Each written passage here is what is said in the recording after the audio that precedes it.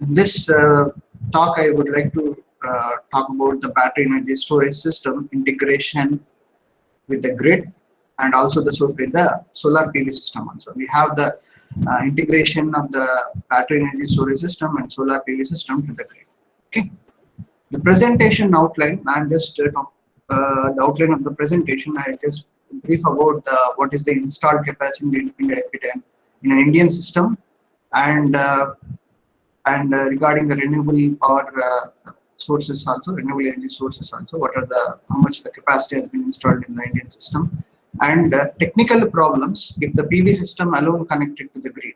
Okay, what kind of the issues which is going to come to the grid or to the distribution system or to the transmission system also, and yeah, and what is the importance of the PV system for the PV system to have the battery energy storage system also. I'm talking about that. And lastly, I'm talking about the energy management and control of single stage grid connected solar PV system and the battery energy storage system. Yeah, this is about the location wise the energy, the installed capacity in megawatt of power stations in our state. They have been categorized to northern, western, and eastern regions and southern regions also. This is the thermal, and you can see the nuclear and hydro and renewable energy sources. This has been collected from this website, npp.go.in. Can observe this power ratings, the overall. We have the state-wise sector and the private sector and then the central sector also. You can see here the overall how much the consumption, the installed capacity is around 36, 3,73,000 around megawatt power has been installed so far in India. When you look into the renewable energy sources, this is the installed capacity around 89,229 megawatt. When you come to the renewable energy sources, we will be having the small hydropower and wind power and biopower also, and then the solar power is around 36,000 megawatt is installed so far. Okay, this is the regional wise also. You can observe over here, especially this part, renewable energy is the last but one. But in column you can see that it is around 89,229.42. But when it comes to the solar, it is 36,000 megawatt. If you see here the installed capacity in this bar chart, you can see that the renewable energy sources is coming up to the min. It is more than the nuclear and hydro also. Mostly in the coming years, it is going to shoot up higher also. Yeah, this is about the percentage of the solar. You can see that renewable energy sources is around 24%. In that, if you see that the solar, if you see the solar, it is around 40%. When it comes to the wind, it is reading around 43%. So for the renewable, the solar is coming to the 40%. Okay, and this is about the target with the Indian renewable energy target with around 2022. The orange line is the target for 2022. Actually, the installed capacity is this one.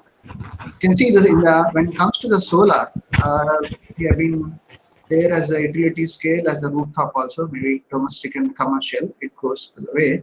It is also in 2022. They are almost in the utility scale. It is going to increase around 2/3 the capacity. Whatever the actual capacity is there, they are going to increase around 2/3. This is about the large scale of power is 32. Then they are going to target around 28 gigawatt. Power is going to be targeted in 2022. Okay, and this is a cumulative with respect to the large scale solar and the rooftop, which is having around 37 gigawatt is the installed capacity on March 2022. Now it is going to target in 2022 is 63. You can see that how the solar is penetrating, or solar power installation is going to increase in the coming 3 years. But the issues which will be there, the technical issues, is challenging. I mean, it is a very challenging issues will be there when you have been increasing the solar PV generation into the system.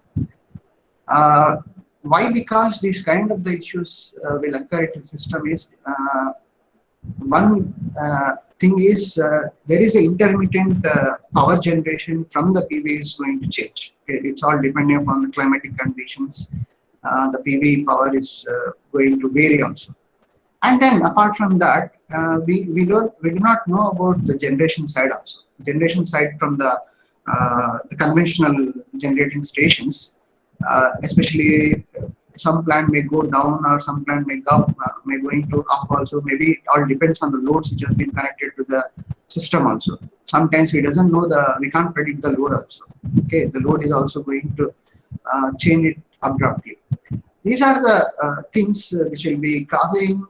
I mean, especially when you have been connected to the PV, in that case we'll be having a technical issues which is going to come in the system.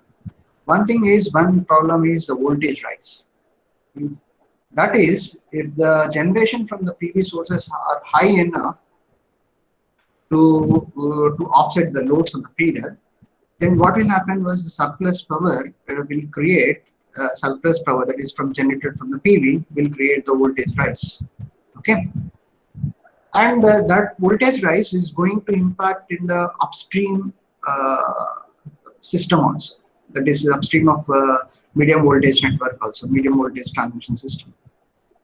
And the other effect is effect of clouds. That's what I said in the beginning, that the climatic conditions is not in our control also. So that will ramp out. Sometimes you will be having the change of the PV output, ramps up and down at high rates. In that case, if you have a weak system, there, you will be facing the abrupt change in the voltage fluctuations also. You will be having that effect is going to affect in the voltage fluctuations. In certain cases, certain locations, voltage at inverter end may exceed beyond a certain limit also. Okay. In that case also, what they do was they are going to trip off the inverters at the PV. Okay, that is also one of the issues, the technical issues. Okay, and then the high neutral current. This is basically when you have an uneven connection of the PV system. Maybe if you have a single phase PV inverter connection. In that case, if you have a uneven connection of the PV systems, that is obvious, right? We'll be having the high neutral current which is flowing into a system also. Okay, particularly in the midday. When reverse power flow is at peak level, okay, is at the peak level. In the presence of neutral grounding resistance, this high neutral current may produce considerably a neutral potential. Okay, when you have a neutral potential, you know that what kind of the issues which is going to come into the system also. Okay, and then the lower power factor. The lower power factor is it is like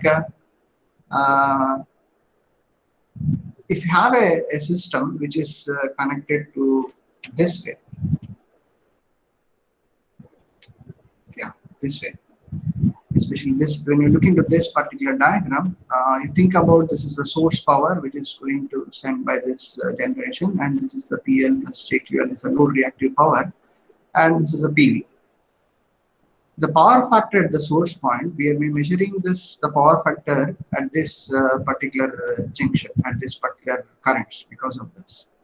In this case, the power factor is, if the PV is injecting to the grid, then the power factor at the source bias is going to get us PL minus PV by this particular equation. There is a square root which is missing over here. This particular equation. You can see this, the reactive power required by the load is not going to change.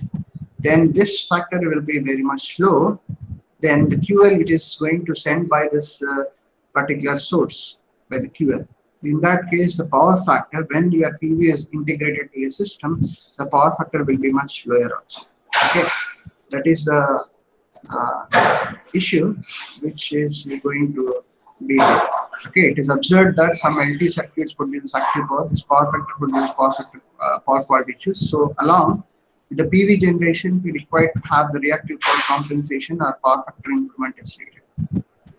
And the variation of the feeder power loss. This is less amount of the power is imported from the system. However, with the higher penetration of the PV clusters, if the reverse power flow is higher, that means that if the load is not taking the required, the load is not taking whatever the PV is generated, then there will be a reverse power flow. That reverse power flow that is going to the grid is again an increase in feeder power loss may be observed.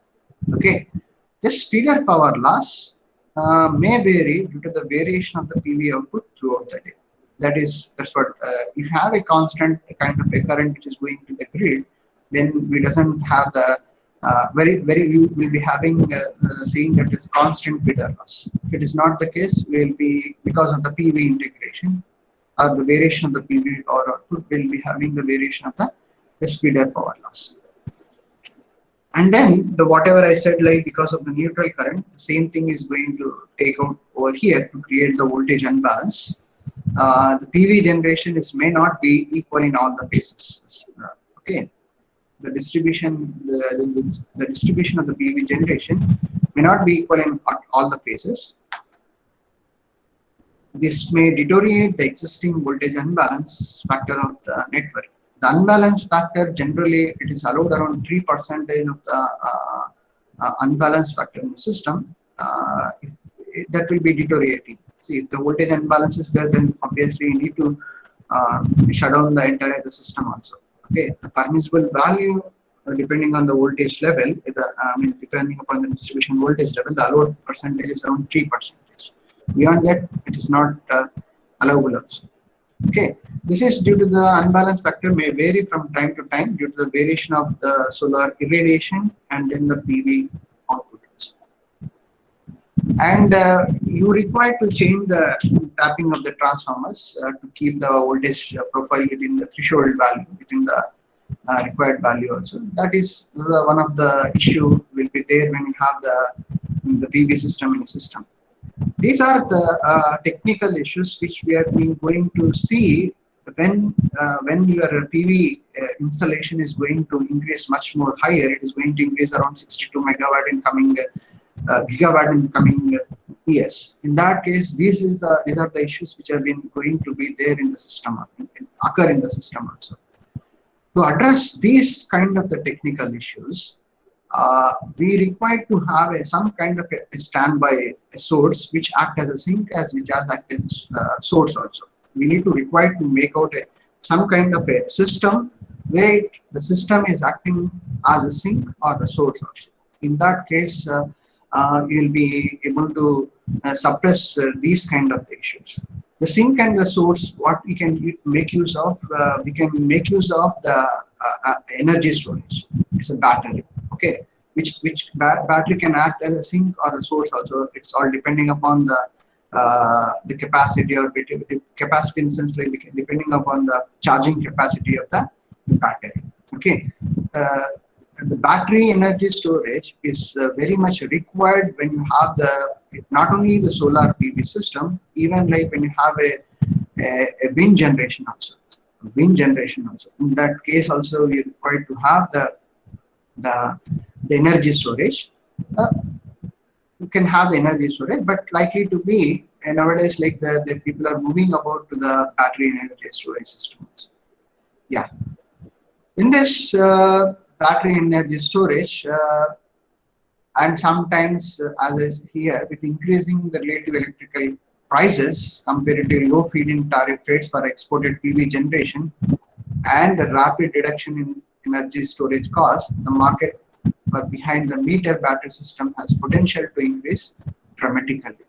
Okay, and the future of energy and especially for renewables makes investments in battery energy storage system attractive to many utilities.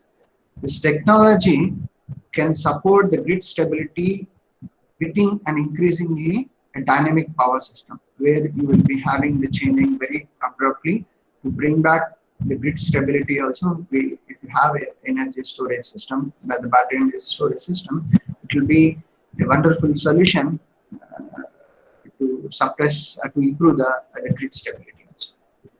Yeah. Especially the energy storage applications. When you look into the energy storage applications, the electric vehicles also, where nowadays the government of India has planned to build up uh, uh, the electric vehicles. In that electric vehicles, they have planned to have the charging stations in all over uh, the India also. In that case, when you have the electric vehicles adaptation, we'll be having the energy storage system is very much required also. Okay, and then this is a peak shaving. This is a peak demand, especially in that case, in the peak demanding, to meet about the peak demanding, we can have the reserve power can be you can get it from the energy storage system. And then the ancillary services as IGC grid code. It shows about the active power support, and then for load flowing, and then the reactive power support, and then the black start. For this case also we required, if you have an energy storage, and it will be very much useful also. And then the last one, the transmission and distribution grid deferral. If the grid is not accepting the power which is generated from the energy, from the renewable energy sources, even in that case also we can think over to have the battery energy storage system. In that case, it can charge also. Basically, whatever the abundant power which is generating from it is kind of surplus power. Okay, in that case also the energy storage system is very much essential or very much required also. Yeah, these are some of the installed capacities in the utility side in all over the world. Are not included in the Indian system. Or is there? It is about 100 megawatt power. It is of powering around 129 megawatt hour lithium-ion battery, which is installed in South Australia. The service which is there, it is used to regulate the frequency also, regulate the frequency of the system. Okay, and then the capacity forming also. It requires to make out any kind of the use as a generating station also. Okay, the description here, the battery is intended to provide the contingency reserves and ancillary services to the Southern Australian grid in 2008. And then these are some battery energy storage in Germany also. They use for the frequency regulation. This is the Italy, which is of 38.4 megawatt to 50 megawatt hour sodium sulfur battery by Terna, which is grid investment deferral and reduced renewable energy curtailment also. In that case, this has been used also in Italy. And these are some of the, this is in Japan, around 34 megawatt, and it's capacity firming and reduced renewable energy curtailment and used as ancillary services. Okay, this about in UK also they have installed around 40 megawatt, and United States around 13 megawatt capacity, and this is California, United States 2 megawatt, 6 megawatt battery, and United States Columbus, Ohio, they installed around 4 megawatt. Come back to the India. These are the energy storage systems which has been installed in India. This is the first thing which is there. It has been taken by the project of Power Grid Corporation Limited (PGCL). They have installed around 3 into 50 500 kilowatt, which is of 250 kilowatt hour battery energy storage system. Pondicherry. This is completed. And one more, it is Tata Power Delhi distribution system, and this is Tata have been installed in their distribution system around 10 megawatt hour. It's 10 megawatt hour battery storage system. It's completed project. These are all which is taken from this particular indiasmartgrid.org website. Very old data also. It's 2019. They might have finished also in 2020 now. Okay, these are the energy storage. If you look into the purpose of the energy storage projects installed in this Power Grid Corporation in Tata Power, one thing is in the Tata Power Delhi distribution system, they have installed around 20 megawatt this Tata Power Delhi distribution Rohini substation to provide better peak load management required to peak shaving, that's what, the peak load management and system flexibility and reliability to more than 200 million consumers. Okay, for that purpose, this energy storage has been used by the Tata Power. Come back to the PGCL, they have been taken for the frequency regulation and energy time shifting.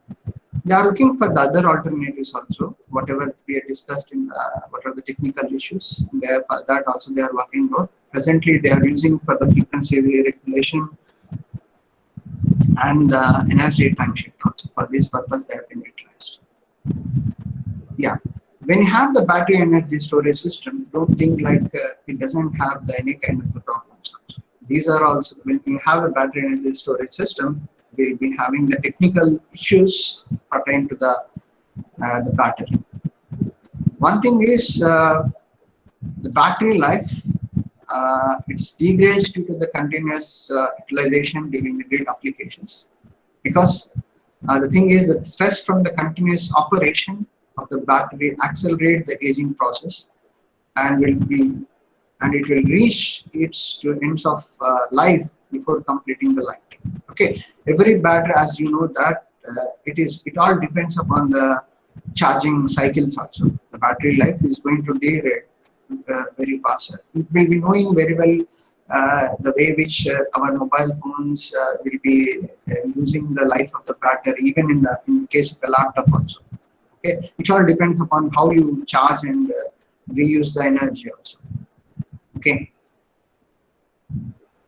and if the system operates, if the battery system operates continuously under ancillary services, ancillary reactive power management, some low power shifting, after a certain period of a time, majority of cells lose its capability of response, a sudden change in charge and discharge supportions. Okay, these are the, if you take about the first and the second issue, these are very well associated with respect to the battery design, battery chemical related things also. We, as such, like the power electronics will be involving in much in this kind of a first and the second point also. The third point, you have required to have a proper cell balancing taken care by the battery management system by monitoring individual cell voltage, temperature, and viscosity. Hence, effective battery management system is recommended for efficient operation of the battery energy storage system. This is when you look into the third point, it is very well how you are utilizing the battery clusters. The battery is not like that one all the batteries have been connected in a series kind of a thing. They are made into a clusters fashion. In that case, the charging or the discharging mechanism, you need to have in that case, you would require to have the energy management of the battery. In that case, like your control algorithm will be taking into picture to make out to dissipate equal amount of the energy from the different clusters also. Okay, that part, like we have to develop an algorithm over here to have a proper equal discharge in the clusters. Okay, then is pre-estimation of the faulty cell is a critical requirement, because sometimes you will be having in a cluster some of the cells may be weak, it's not functioning also.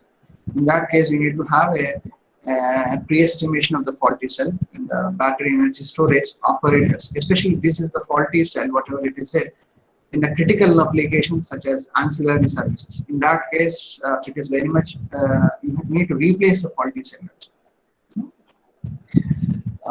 If the particular cell fails during ancillary service operation, the entire battery clusters under down conditions until replacement of the faulty cell. Okay, which will impact the economic viability of the system. Okay, it will impact the economic viability of the system. Hence, effective forecasting of cell failure is important for any kind of a battery energy storage system project. This has been given by the Power Grid only, which has been taken from this energyforum.in website. Okay, they have see especially the Power Grid and the PGCL, which they have installed it based upon their studies. They have come across these are the some of the issues which have been associated with the large scale of the battery energy storage system for the grid applications. Okay. I feel like the third point is very much your power electronics part will be coming into the picture to manage the mm, equal loading on each of the cluster or each of the batteries. Okay, yeah, and we have seen like one thing is what kind of the issues which has been associated with the uh, renewable energy sources, especially the PV generation. And we have seen like whatever the problems which have been occurred, which is going to really have it in the battery and battery energy storage. But in our next coming talk, I'm not talking. I'm not going to address these issues also, especially related to the challenges with the battery energy storage system and the technical challenges associated with the PV system. There, I'm going to talk. I'm going to take about the point of uh, with the power factor improvement alone, and then here we'll be having about the state of charge, right? With the SOC state of charge, depending on that, we are going to charge the battery and deliver the power, whatever the stored energy is there in the battery. Okay. I mean, you can really work out, especially in this particular technical issues which are have been discussed, like these are the voltage rise effects of clouds, high neutral current, and low power factor, the variation of the feeder power loss, voltage balance, and changing in transformer tapping operations when you have the PV system also. How we are going to suppress these issues by using the battery energy storage system. Okay, you can really work out in this particular direction.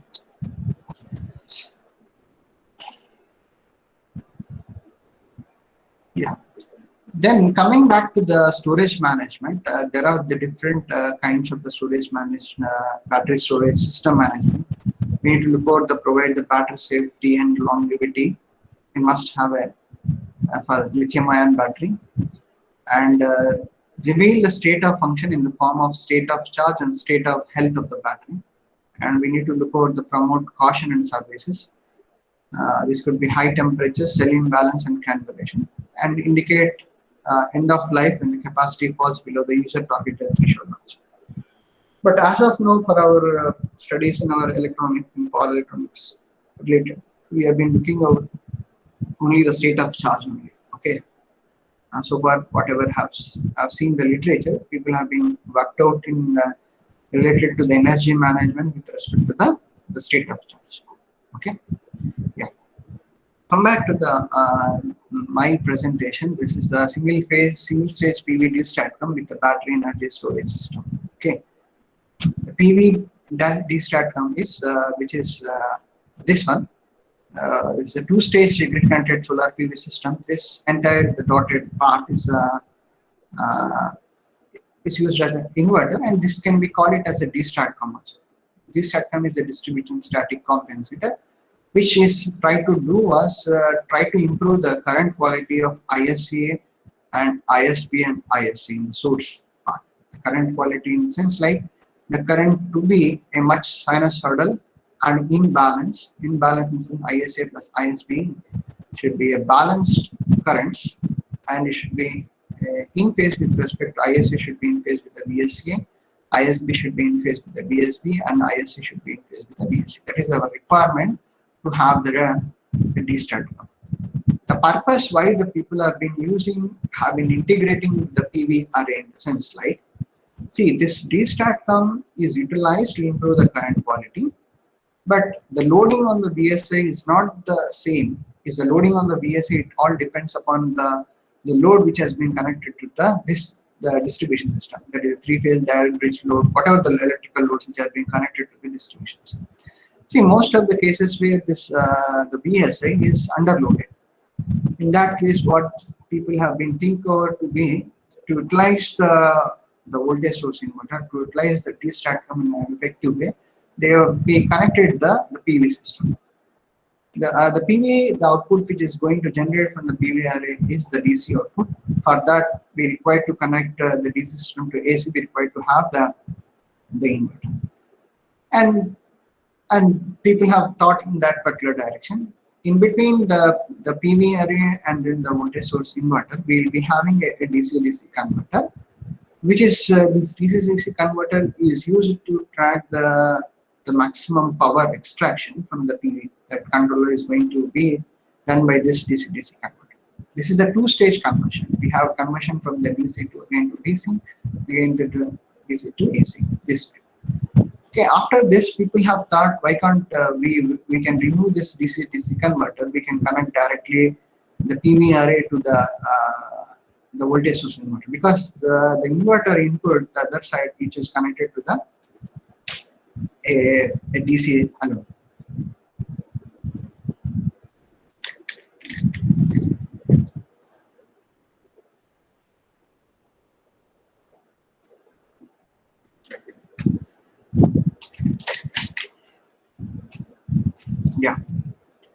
Yeah. Then they have come to the single stage. Yeah. I'll just, okay. This particular aspect, this is a single stage conversion. We have a solar PV system and then the voltage source inverter, which is connected to the grid also. Okay, and as we have seen, like there are the different issues which has been associated when we are having a solar PV system. They have come across to a battery storage also. They have come across to the battery storage. The battery storage again, like we can use a simple converter also. Instead of going for the bidirectional, if you want to pump again the power, we require to have the bidirectional DC-DC converter. This is one of the part. Okay, to suppress the issues which has been associated with the solar PV system. Okay, where this in this particular case, the two-stage with battery energy storage, we'll be having about C1 converter and C2 converter, and then the voltage source inverter. And then this is the figure D, which there will be having a converter. There is no other DC-DC converter C1 over here. They've been making out directly whatever the solar is there is going to charge with the bidirectional converter, DC-DC converter, and then the battery energy storage. Here, what my PhD scholar has worked out is he developed a coordinated control between the solar and between the voltage source converter and between the bidirectional DC-DC converter. Okay, earlier it was not there. One of my PhD scholars has worked out to have a coordinated control, which makes the control of the PV system to track the maximum PPT and also to charge the battery energy storage BES, and also we can have the bidirectional over here, the bidirectional power flow between from this battery energy storage to this and to the grid also. Okay, that part has been developed.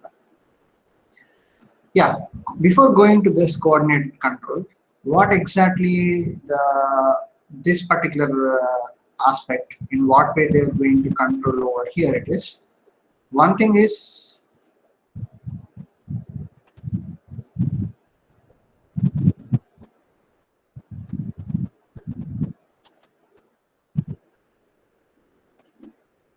we'll come back to this later stage. Yeah. There's one figure which is missing over here, what I feel was not sure. Yeah, this is the part actually which is there a control of this one, the PV STATCOM, which is there, this particular inverter voltage source inverter, how they control us. They will be, this is some ISCT is there, which is used to generate the filter currents whenever we have been using this particular inverter alone to improve the current quality. In that case, they were using the instantaneous symmetrical component theory. Further, the input which have been there is the load current which are required to sense, and the point of common coupling voltages, and then the VDC over here, VDC plus VDC.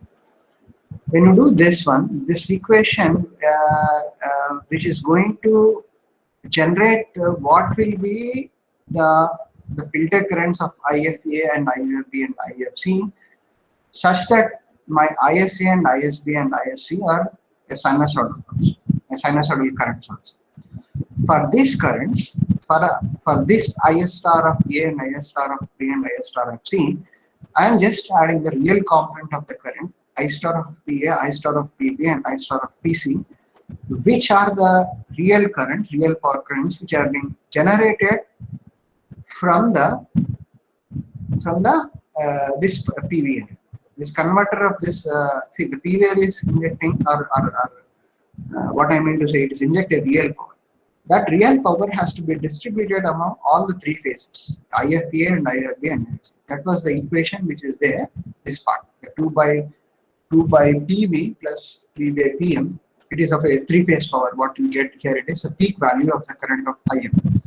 For that current, we are just multiplying the unit templates. Unit template is sine omega t and sine omega t plus minus 120 and sine omega t minus plus 120 for the three different phases. That is scaled to the unit template. That is going to add to the IFP and IFP. And then here we have been adding to that currents I star FA. Then whatever the current which you get over here is the current which is of the combination of I star PA plus I star FE, which is having the real component of the current plus harmonics. That again we have to go with the, we need to compare that error with actual current, actual inverter current. The hysteresis current control, how does it looks was, how does it works was, when your I star of PA is much more greater than of I star of IA, then what we need to was, we need to increase this current. To increase this IA current, what we are supposed to run, we are supposed to increase this particular voltage at this particular point. Okay. If the error is much lower, that means that the actual current is much more higher than the reference current, then we need to apply the minus VDC voltage at this particular point. We need to switch on the bottom switch. That way, the hysteresis current control is going to operate it, and based upon that, we are going to switch on S1 and S4. Okay, with this, you can see the waveforms of the grid powers, real powers in the grid, the load, and then the PV power source. The blue line is the required the load power. In this case, this is the PV power, which is around 14 watts, and this is around 11 watts. Then PV power is much more higher than the load power. Then what is going to happen is the grid is going to take that power. Okay, the grid, it is the excess power. And up to this 0.2, then after your PV generation is going to change depending on the irradiation. Then what will happen was, to meet the load reactive power, the grid is going to supply around 3 watts of that. This is the power, the reactive power actually, whatever the load is required, the reactive power, the inverter is going to supply to make the unity power factor. So the grid reactive power at this point is 0, the red line. You can observe from this also. And these are the currents, not okay, yeah. And now, if you look into the one of the stage of a two-stage grid connected, this is a two-stage. This is how the system looks. They have used about the high gain the boost converter over here, because to step out this particular inverter voltage. This has been proposed by this particular authors. It is published in 2014 IEEE Transaction Sustainability. This is two-stage converter. What is the issue was, the issues which have been going to that, you are not having the energy storage, and the conversion which is going to have the conversion over here. Instead of going for directly, you can use the PVI to the inverter. Okay. Yeah, this is a single stage grid connected PV systems. People have worked out, and their yeah, this inverter alone is going to track the MPPT of the PVI. Okay, this is a single stage connected, but in this particular They have not used for a multi. They have used, especially this paper too. They have used for the even the power quality improvement also. Yeah. Next is the two-stage grid connected the PV with the battery energy storage. But this particular in this paper, they have used again the one more converter over here. We have a battery system and then we have a DC-DC converter.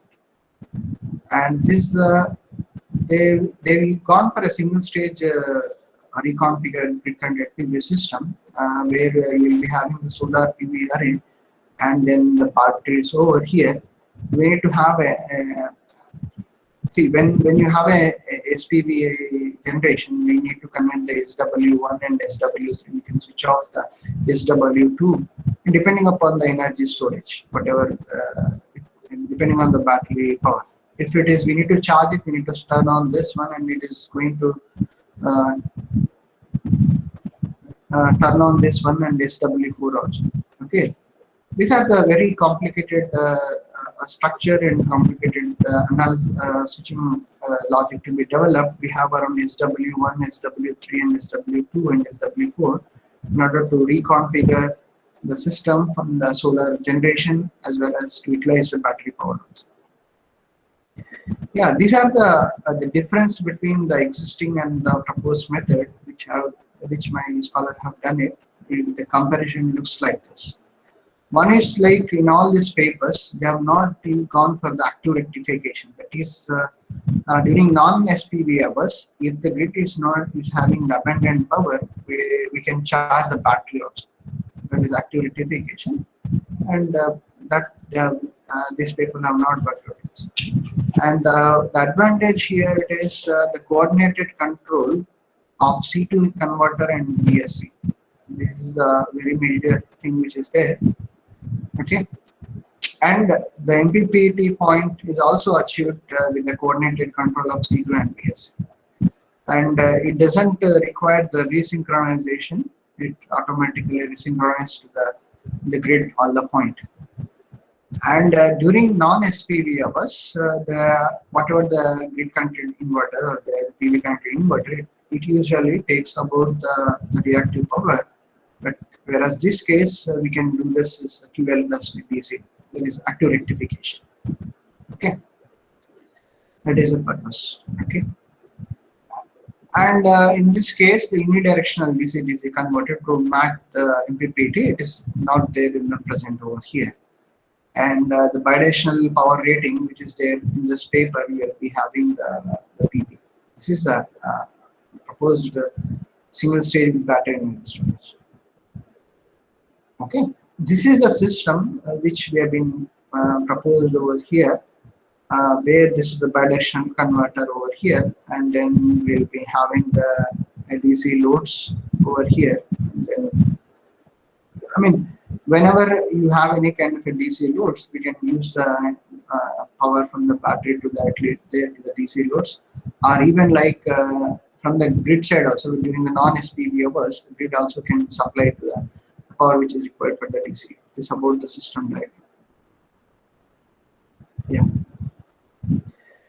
Basically, the control of a single stage PV D-STATCOM with the battery energy storage is one thing is the D-STATCOM, the voltage source inverter, which used to improve the current rated power quality issues, which is one is the grid power factor improvement. That is, then the inverter is going to supply the reactive power, and the distortion less in grid currents. That is the harmonic current which is going to required by the loads, which is going to supply by the D-STATCOM. And then the balance in the grids. If there is any unbalanced current which is required for the load also, then the voltage source inverter is going to supply the unbalanced current. And the D-STATCOM, which is the voltage source inverter, it can be used as a PV power injection to the grid and the active rectification purpose, and then the MPPT tracking. Come back to the bidirectional DC-DC converter. It is used to inject the power to the grid and store the energy in battery from the grid or the PDLs. These two parts, the D-STATCOM or the D-STATCOM and the bidirectional DC-DC converter, which is operated with the coordination control of the DSTATCOM and the bidirectional DC-DC converter. Okay. Yeah, this about the control logic which is there. Okay. One thing is, especially, I'll just make out, explain one of the detailed things over here. The inverter, whichever it is there, the voltage source inverter and the DC-DC converter, the bidirectional converter, is operated in three different modes: surplus power mode, and the deficient power mode, and the balanced power mode. How does it look first? The surplus power mode, that means that the PV power, which is greater than the load requirement power. The deficient power mode is the PV power is much lesser than the load required average power. In the balanced power mode, the PV power is much more equal to the PL. That is, to operate in the different modes, we require to generate to calculate the PV power as well as the load power. Okay. Yeah. And for this, when you look into this particular IPV plus VPV, we require to this multiplication symbol, we get the PV power, that is subtracted minus PL. We will come back to that why we require to subtract it. The IMP current and then the VDC, whatever the DC capacitor voltage is there, this part, the DC voltage VDC, is going to get out here, and this is multiplied to get about the power, the real component of the power. And here the VDC minus and VDC reference, this VDC reference which is going to get the output of the PN algorithm, output of the PN algorithm. Okay, what is the value which we need to get? That is term which is taken as the P loss term over here. And this equation is the state of charge of the battery. It's a Coulomb counting. There are the different methods out there to evaluate the state of charge. Here we have been used the normal Coulomb counting algorithm, which we can compute the state of charge.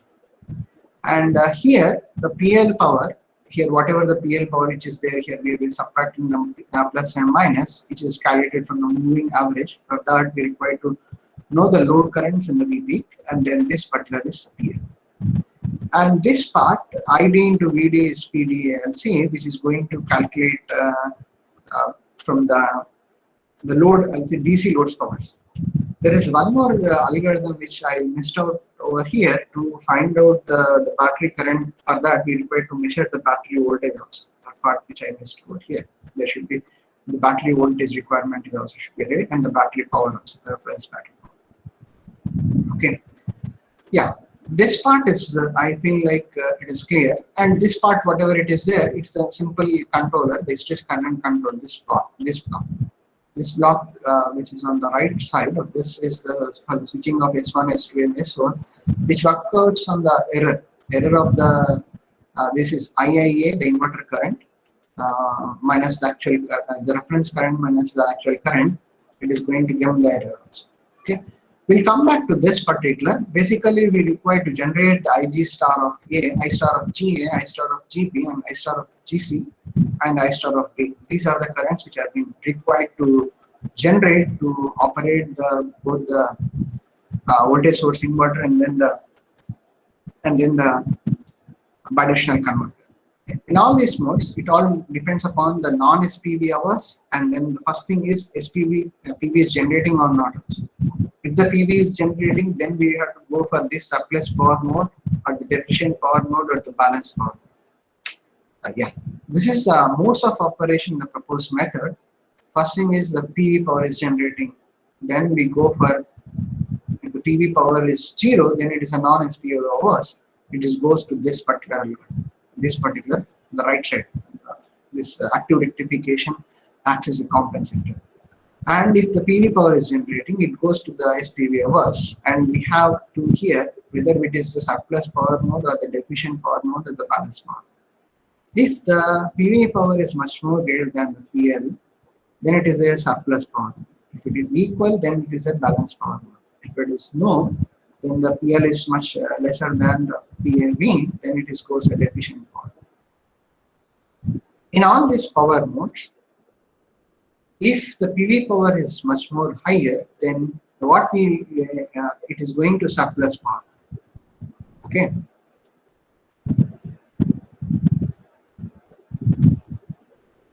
Yeah. Then we goes to the surplus power. Before that, before going to that, what exactly the surplus power? I just want to give about what is this instantaneous symmetrical component theory. Okay, I'm going to use this particular theory. The observation, the advantage we get, the no transformation is a very less transformation of the present, and the PLL is not present, and the moving average filter is required. What is this particular equation it is going to give about, especially this equation? So IL is the load current, the instantaneous load current. The second term which is there of VSA by VS square of V and by this one, and the PL average, and then the P loss. P loss term which is there to maintain this particular voltage, VDC minus V star, which is there to maintain that particular voltage, that is going to take from the source only.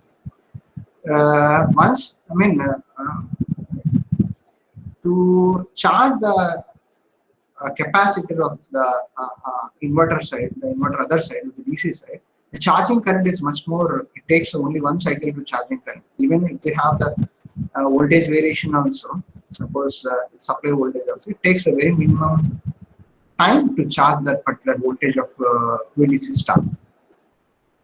Okay, without the PV. Without the PV system, if at all, if you are using alone and STATCOM, this is the controller, I star FP, I star FP, and I star FP. See, this is the equation. What exactly it is going to talk about it is, this is something like VSA is VM sin omega t.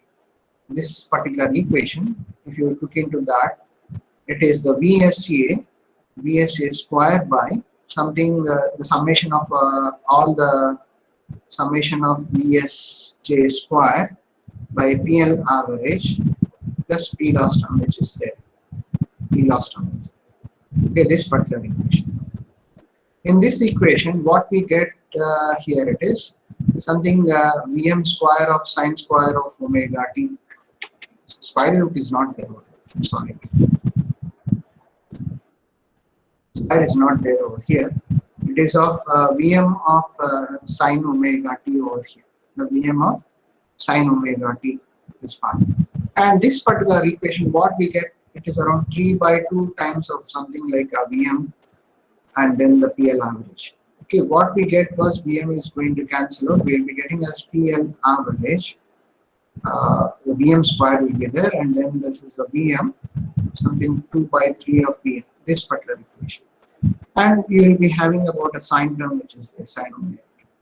This is the current which is of Im times of sine omega t. The requirement is, this is the current which is of which source is delivering that current. That means that IL minus of the star current of ISA star is if you apply the KCL at this point of at this particular point, the KCL, this is of IL minus of ISA star, IG star of A, will be getting the reference inverter current. That's what the equation is going to get out with this equation. Yeah. Why we have been having mentioned over here, it is suppose instead of load average power, if you subtract, suppose if load average power, what we get is around 5 watt. If you make out instead of 5, I make out 3. Okay, the requirement of the load average power is 5 megawatt, but instead of 5, I added a 3. In that 2 currents or 2 watts of the current, who is going to supply then the IFE? Because we are just IL minus of this 3 omega t, then rest of that, the 2 omega t is going to supply by the IS star of A. Why I'm just going to do was, what is the reason I mentioned about that particular point is, see, this I star FA is the inverter output current over here. Inverter output current over here. If at all, if you want to supply any kind of real power required by the load, if the PV is generating, we need to play that with respect to the powers, with respect to the that powers. That is the block over here. It is PL minus of PV. PL minus or PV, that is going to take a very major role in all this power modes. Okay, yeah. Next is the state of charge.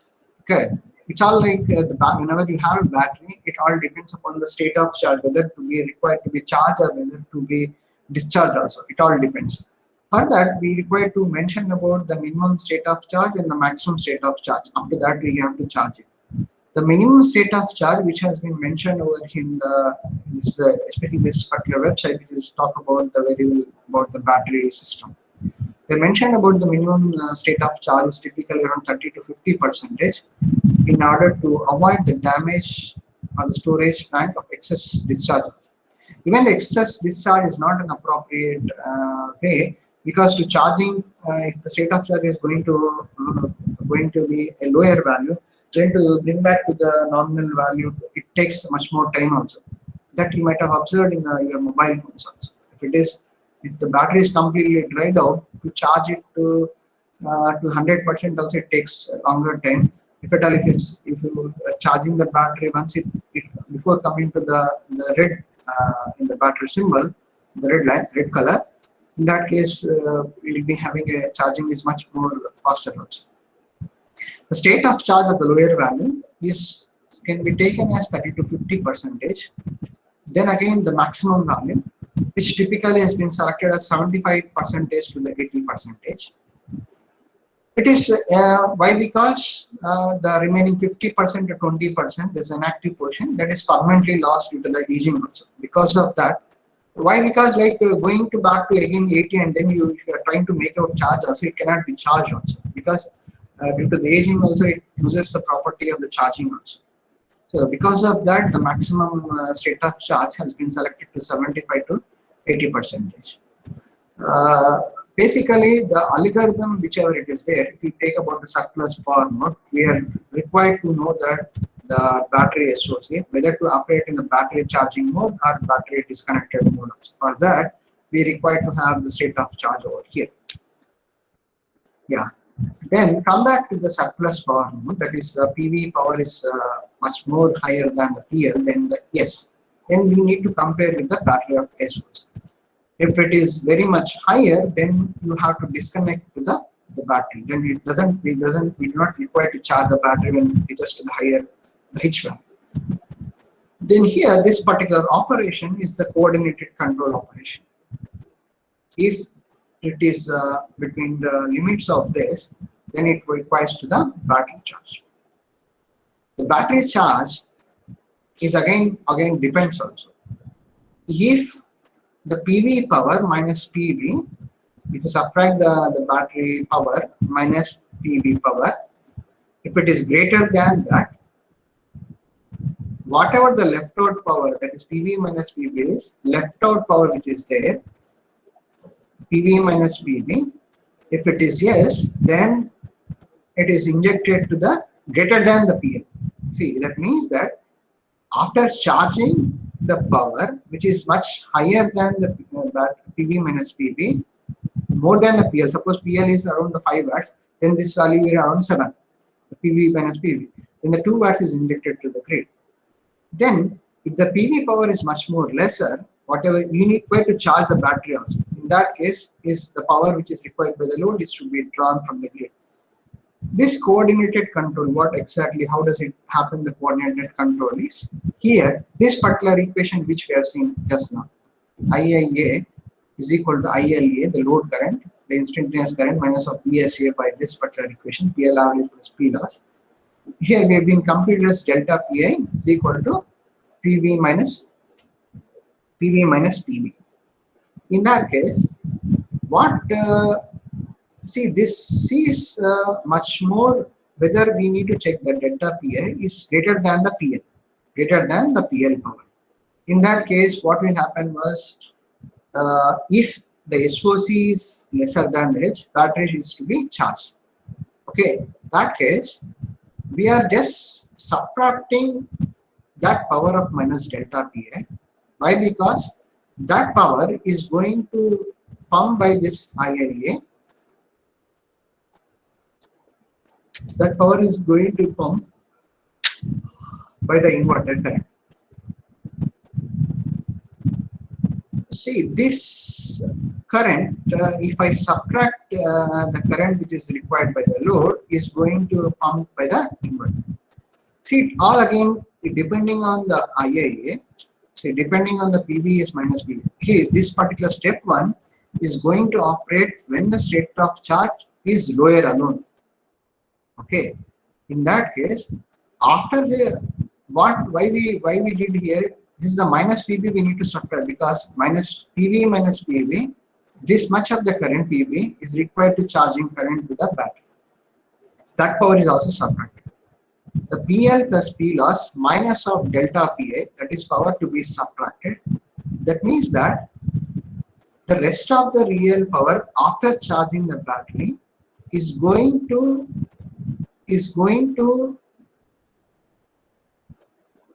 add to the inverter current, that is going to pump the current, the real current, to the grid, to the system, to meet the load real component of the current, or else the grid also.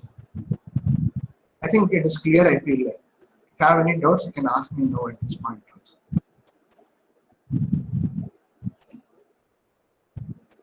Okay, yeah. This particular equation, we are just subtracting the power which is pumped by the inverter to meet the load power. If the load is whatever the load requirement power is much higher, then it is pumped into the grid. See, otherwise, what happens if the state of charge is much higher? We are just removed the PBB current. The IB is greater than 0. We are just minus of IMPP. We just subtracted over it. That is, then we are going to meet by the IIA. This how the operation is going to happen when the state of charge is much higher in the surplus power mode. In the deficient power mode, that is the deficient power mode is the PL is much more higher than the PV, the deficient power mode. In the deficient power mode also, we are going to operate when the state of charge is lesser. When the state of in the deficient power mode also, we can make use of the battery can be discharged. Battery can be discharged. In the surplus power mode, we are seeing like battery connected or battery charging only. In the surplus power mode, we have been seeing that the battery charging or the battery disconnected only. We are not going to pump by the battery. In this particular operation, we are going to operate in the deficient power mode. Either battery is disconnected or battery is discharging. When this is the case of when the state of charge is much lower, it is being disconnected.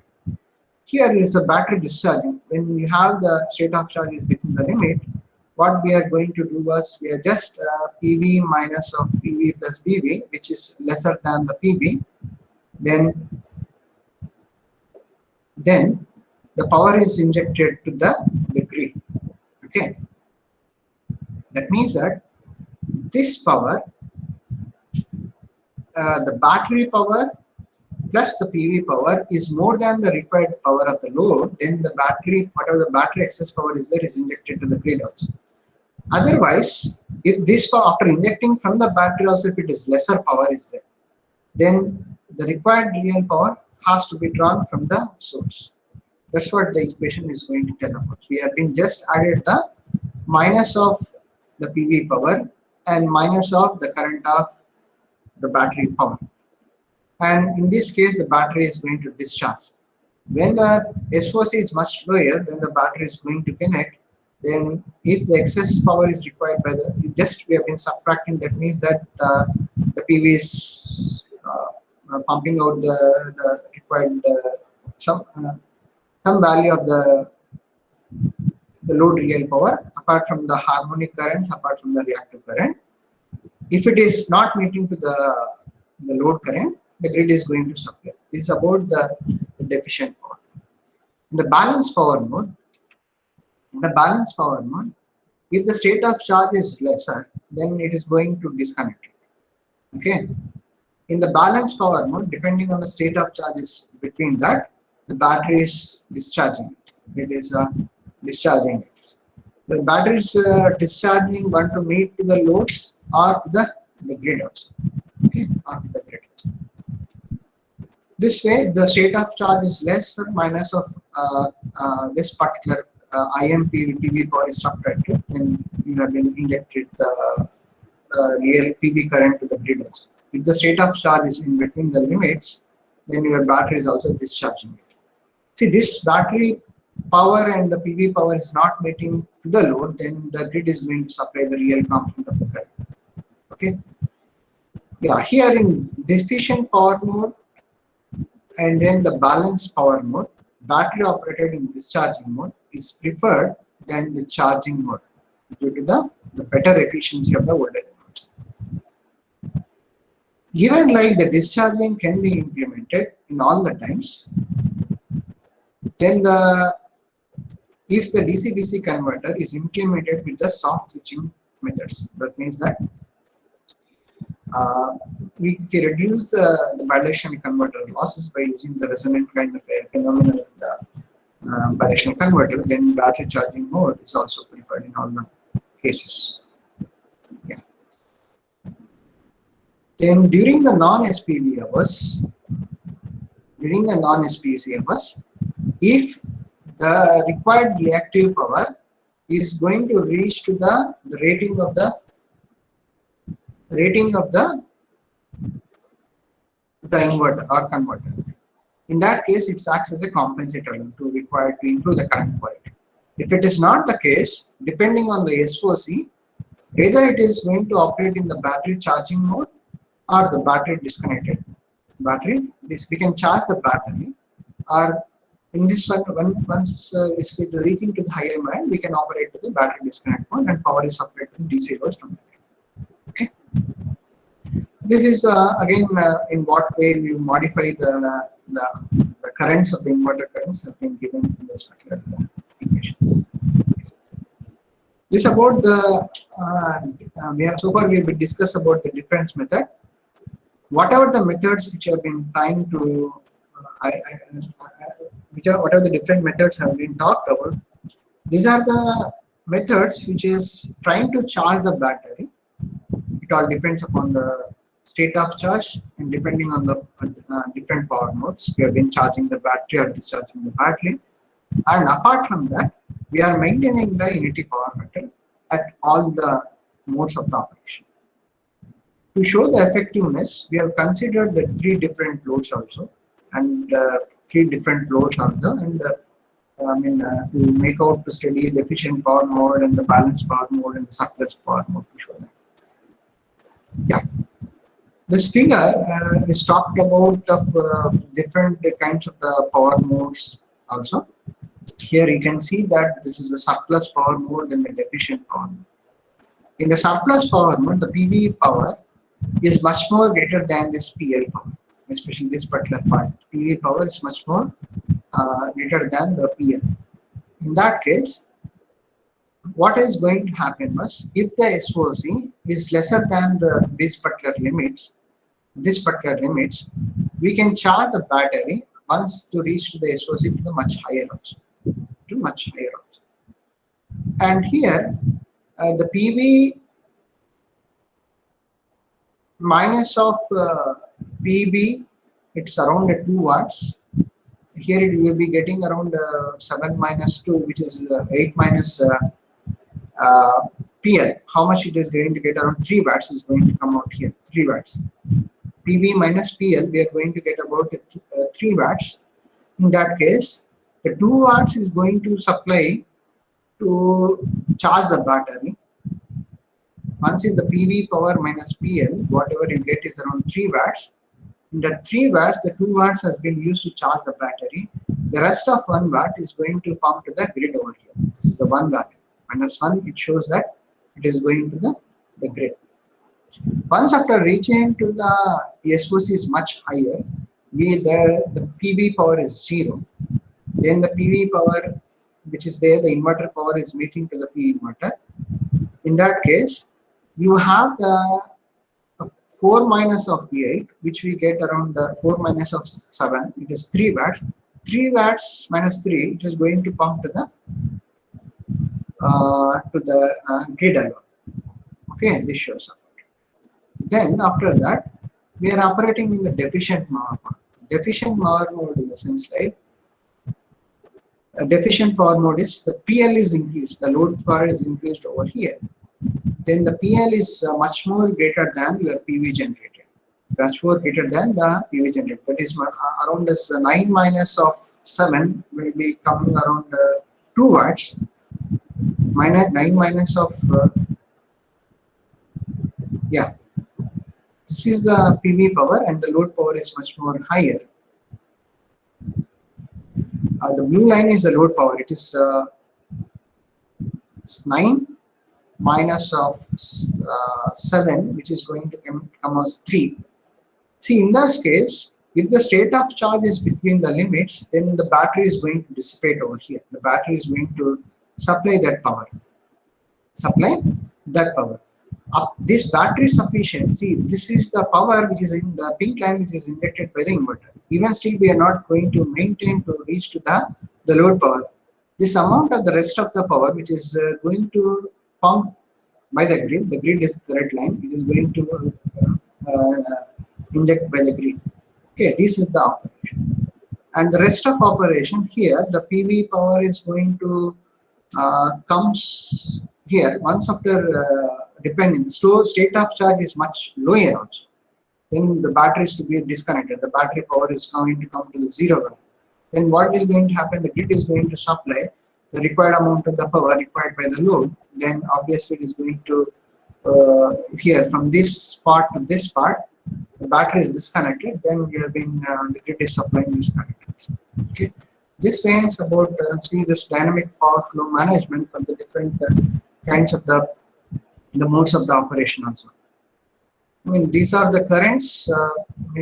Basically, that is more than enough to explain about the different kinds of the power modes also. This diagram, which shows about the state of charge and the state of discharge, I mean, you can see that once the voltage here is around 390, 390, 1.5 below, and we have seen that this battery voltage has been increased and been during the charging also. This battery currents also is going to decrease in this fashion. And the battery voltage is going to decrease. These are simulation results. These are the simulation results. You can see the discharge and state of charge. Because the discharge and the state charging is take much more time. Also, we can't able to go the state of charging from below the 95. The runtime is much more higher to discharge a completely bad battery. Okay, this is the DC link voltage. And, the rectification modes also, you can see this one in the rectification modes, how this is the rectification mode, how it is done also. What the thing is, the PV power is not there. PV is not injecting. In that case, the PL, this is PL is around 4 watts. The battery is, I mean, we need to look into the battery charging mode or discharging mode. Here, this particular case, it is charging from the battery because the state of charge is much lower. Maybe this is again we are charging this -2 watts over here. This PV is to meet that. The PV also grid is also increased this power. And at this point, we connected some DC loads. The grid power is also increased because we have been able to turn on the DC loads here, the green line. You can observe it. Yeah. There are the different powers during the SPV hours and during the non-SPVC hours. Also, how we manage the energy management. These are the experimental results. In what way we have been operated is depending on the different. This talks about during surplus power mode. We have the surplus power generated from the PV. Okay, I mean, we need to look into this particular divisions only. This PV power, PG power, PL inverter is 500 watts per division. The battery is 200 watts per division. With that only we can able to visualize how does it going to operate.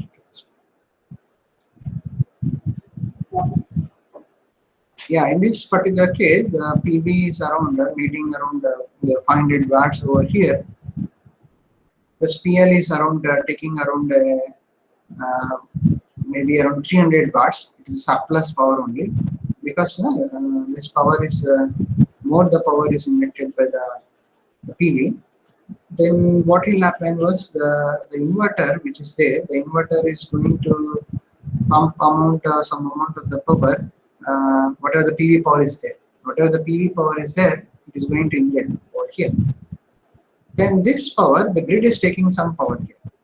Whatever the power required by the load is very much 300 watts. So more power, which is there around 200 watts, maybe 200 watts, the grid is going to take over here.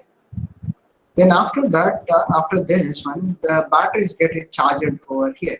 What will happen was the grid power is going to reduce till here. Even still, the PV power is injecting to the grid as well as to the required amount of the load also. Okay, you can see this, the PV power is decreased over here, something around 100 watts over here also you can observe.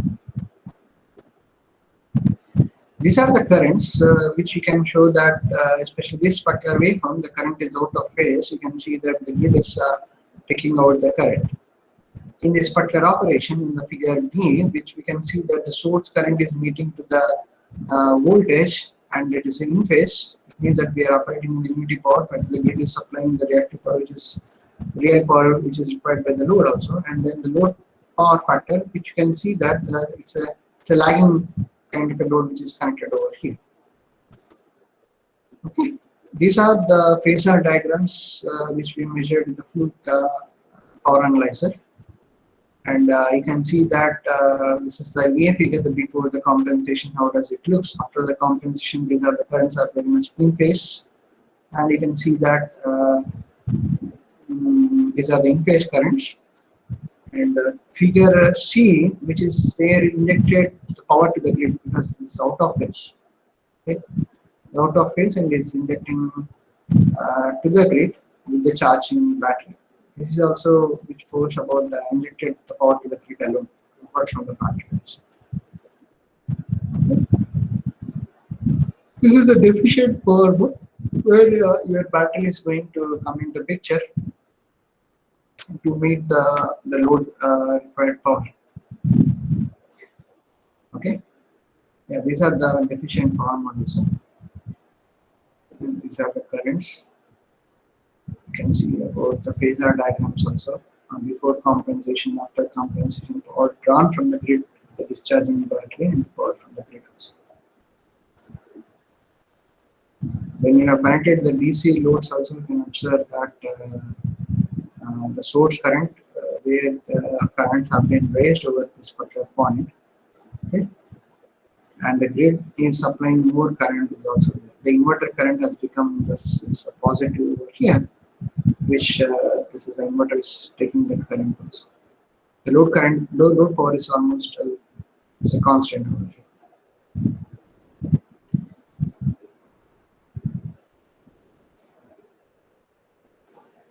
You can see here a DC load which has been connected with respect to the a small DC offset over there over here. Okay. This particular part, which we have been published in the IEEE Transaction on Sustainable Energy, basically the advantage over here it is we have decreased the number of the converters in way they have done it also.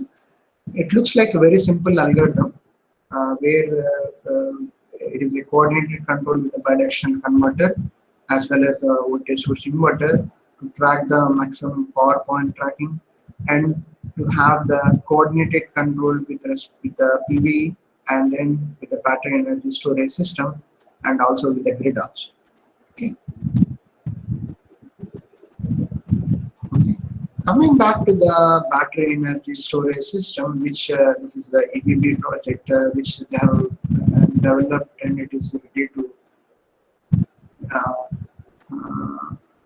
install also. The application part which they have used for the peak shaving, load shifting, frequency regulations, voltage regulation, renewable integration and backup power and distributed upgrade investment deferral. Or else, even if you want to increase the distribution system generation also, it will it will, when you have the energy storage system, apart from the solving this kind of the problems, we can defer the investment in the distribution system also. Okay. Yeah, thank you one and all for patiently listening.